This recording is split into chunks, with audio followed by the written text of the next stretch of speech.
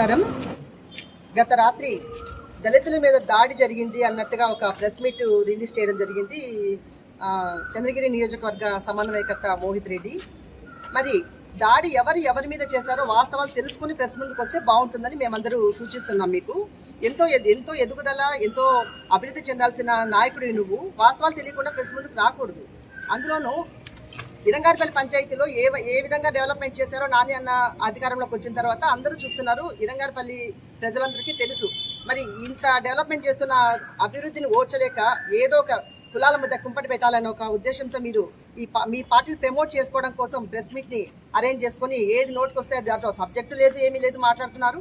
దళితుల్ని ఎవరు ఏ విధంగా కించపరుస్తున్నారో, ఏ విధంగా హత్యలు చేసి అరాచకాలు చేసి వాళ్ళని పార్సల్ చేసి పంపించారో రాష్ట్ర ప్రజలందరూ గమనించారు.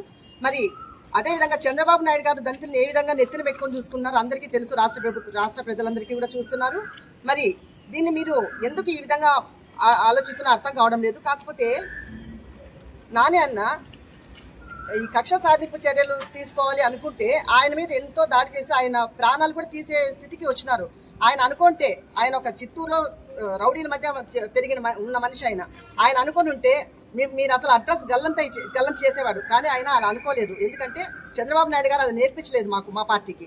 కాకపోతే నేను మిమ్మల్ని చూశాను అక్కడ. మీ పార్టీ విధి విధానాలు నచ్చక మీరు కార్యకర్తల మీద ఏ విధంగా నిర్లక్ష్య వైఖరిని చూపిస్తున్నారు అవన్నీ నచ్చకనే చాలా మంది హార్డ్ కోర్ అభిమానులు ఎంతో మంది మీకు దూరమయ్యారు. ఆ విషయం మీకు అందరికీ తెలుసు. అందుకు ప్రత్యక్ష సాక్షులు మేమే.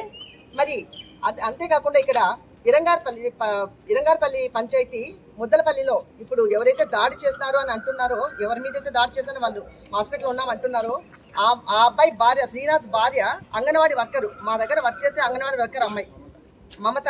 కాకపోతే ఆ అమ్మాయికి చేయట్లేదు. ఆ అమ్మాయి డయాలసిస్ పేషెంట్. కానీ ఆ అమ్మాయి ప్లేస్లో వేరే వాళ్ళు చేస్తున్నారు. అయినప్పటికీ మేము కక్ష సాధింపు చర్యలు అనుకుని ఉంటే అమ్మాయిని తీసేసి ఉంటాం. ఆ రోజే తీసేసి మాకు సంబంధించిన పార్టీకి సంబంధించిన వాళ్ళని పెట్టుకుని ఉంటాం. కానీ అది కూడా మేము చేయలేదు. ఎందుకంటే నాని గారు అలాంటివి ప్రోత్సహించారు. కాబట్టి మీరు ఇప్పటికైనా బుద్ధి తెచ్చుకొని అసలు ఆ ప్రెస్ మీట్ ఏం చేస్తున్నారు, ఎందుకు వస్తున్నారు, ప్రెస్ మీట్ ఏం చేస్తున్నారు అని ఆలోచించుకొని వాస్తవాలు తెలుసుకొని రండి. మేమేందో మీకు తెలుసు, బాగా తెలుసు మేమంటే ఏందో.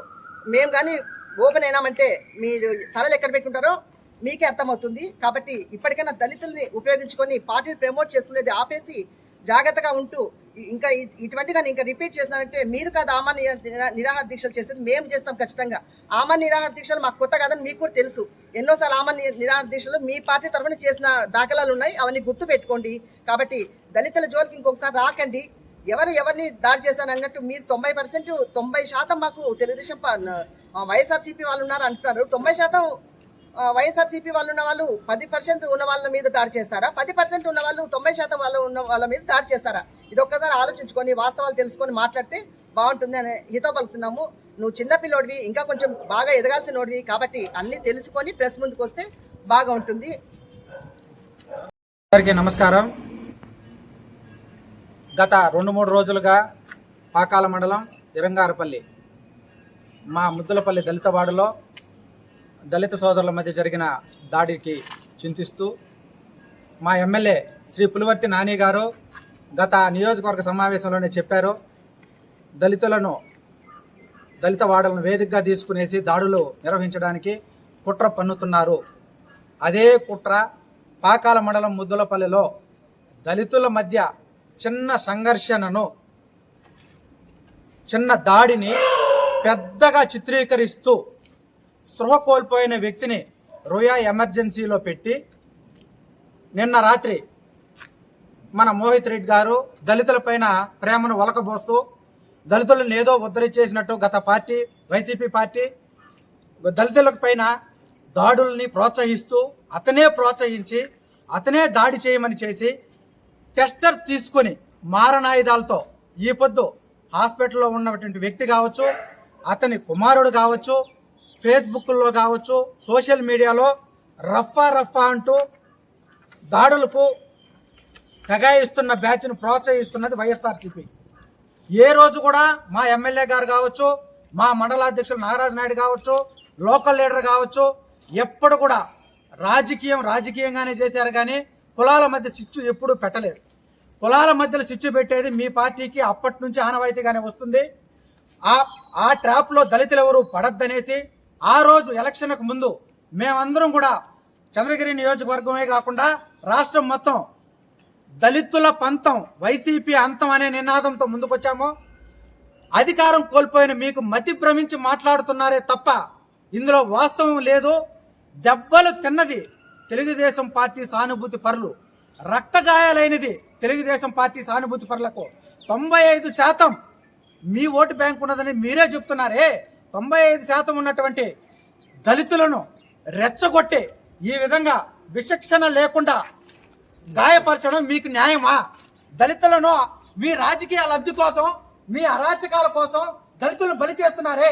మీ ఇంట్లో మీకు బిడ్డలు లేరా? మా దళితుల బాధ మీకు గోడ తగలదా? ఈ విధంగా దాడులకు ఎత్తిస్తూ వాళ్ళను చేసింది కాకుండా రాజకీయ లబ్ధి ఇప్పుడేమైనా లోకల్ బాడీ ఎలక్షన్స్ ఉన్నాయా? అసెంబ్లీ ఎలక్షన్స్ ఉన్నాయా? ఎందుకు రాజకీయ కక్షలు లేపుతున్నారు? వాళ్ళ మధ్య జరిగిన సంఘర్షణను మీరు ఎందుకు సమర్థిస్తున్నారు? వాళ్ళ మధ్యలో మీరు ఎంతసేపు అయినా కూడా సామరస్యంగా దళితుల మధ్య ప్రశాంత వాతావరణం పాకాల మండలంలో పచ్చని పల్లెల్లో మీరు నెలకొల్పాలే తప్ప ఎందుకు దాడులకు ప్రోత్సహిస్తున్నారు? ఎటువంటి నిరాధారమైన ఆరోపణలు చేస్తున్నారు? ఎక్కడైనా కూడా కానీ మా ఎమ్మెల్యే గారు మాకు ఏదైనా చిన్న మనస్పర్ధలు వస్తే కూడా మమ్మల్ని మందలిస్తారే తప్ప ఏ రోజు గొడవలకు వివాదాలకు ఆయన ప్రోత్సహించరు. ఎప్పుడైనా కూడా నీతివంతమైన పాలన, నీతివంతమైన రాజకీయాన్ని ఎలా చేయాలో అలా చేస్తారే తప్ప దళితులపైన, బీసీ వర్గాలపైన దాడులకు ఉసుగొలిపి ఎప్పుడూ కూడా ఆయన రాజకీయ లబ్ధి పొందరు. దయచేసి ఇప్పటికైనా మోహిత్ రెడ్డి గారు దయచేసి దళితులతో రాజకీయాలు చేయడం ఆపండి. దళితులకు రాజకీయంగా మంచి చేస్తున్నారనేటువంటి దీన్ని మీరు జీర్ణించుకోలేక ఈ పొద్దు దళితుల మధ్య స్విచ్లు పెట్టి గొడవలను పెద్దవి చేస్తున్నారు. న్యాయ విచారణ 2 రోజులుగా వాళ్ళపైన దాడి జరిగితే నిన్న పోలీసులు వెళ్ళారు. వాళ్ళ న్యాయ విచారణ జరుగుతుంటే ఉన్నట్టు సృహ కోల్పోయినట్టు వెళ్ళేసి హాస్పిటల్లో జాయిన్ అయ్యేసి తప్పుడు ఆరోపణలు చేయడం తగ్గదు. మేము పాకాల మండలం నుంచి హెచ్చరిస్తున్నాం. దయచేసి దళితులతో పెట్టుకోవద్దండి, దళితుల మధ్య వివాదాలు సృష్టించొద్దండి. మీ రాజకీయ లబ్ధి కోసం దళితులను వాడుకోవద్దండి. ఇంకొకసారి ఇది రిపీట్ అయితే కబర్దార్ చెప్తున్నాం. మేము తీవ్రంగా ఖండిస్తున్నాము. ఇంకొకసారి రిపీట్ అయితే మాత్రం దళితులంతా ఏకమై మీకు రాజకీయ సన్యాసం తీసుకునేంత వరకు కూడా బుద్ధి చెప్తామని తెలియజేస్తున్నాం. లింగాలపల్లి పంచాయతీలో ఇంతవరకు దళితుల మధ్య ఎప్పుడు కానీ విభేదాలు లేకోకుండా పార్టీలకు వాళ్ళకు ఓటేసుకుంటూ బాగా కలిసిమెలిసి ఉండేవాళ్ళు. ఎలక్షన్ అప్పుడు రాజకీయం చేసుకుంటూ వాళ్ళ పార్టీ వాళ్ళు ఉండేవాళ్ళు. ఎవరికి కానీ విభేదాలు లేకుండా ఉన్నాయి.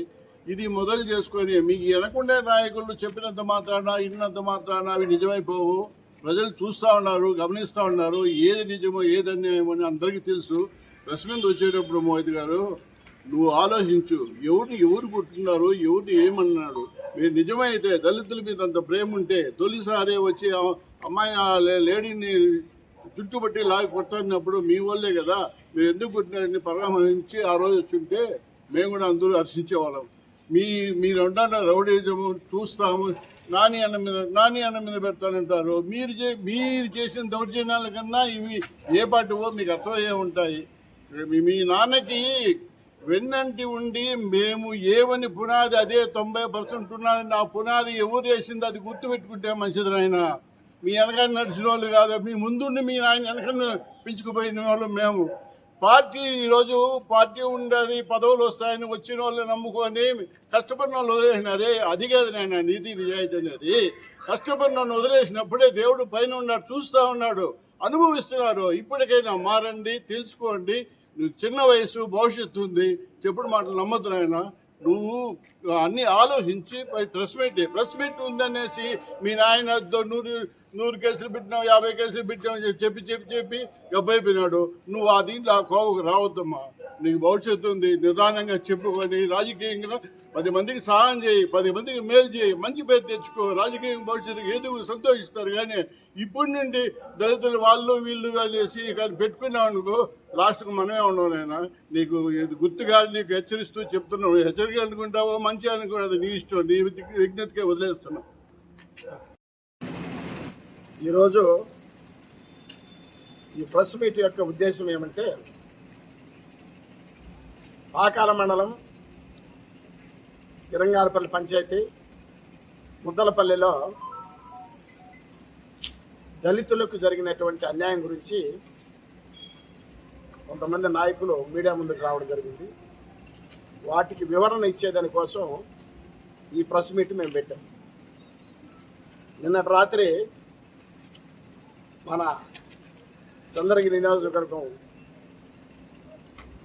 వైఎస్ఆర్ కాంగ్రెస్ పార్టీ మోహిత్ రెడ్డి గారు ఒక వీడియో రిలీజ్ చేశారు.